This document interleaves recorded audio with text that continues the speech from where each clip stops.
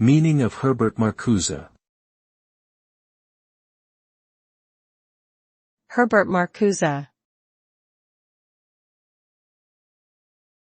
Herbert Marcuse. Herbert Marcuse. Herbert Marcuse.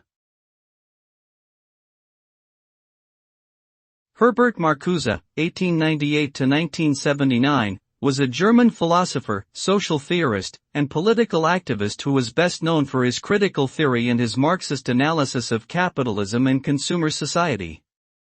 He argued that advanced industrial society creates false needs, which are manipulated by the capitalist system to keep people oppressed and conforming to its values.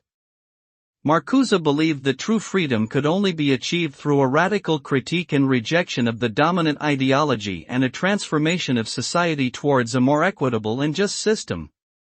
His ideas have had a significant impact on contemporary political and social theory.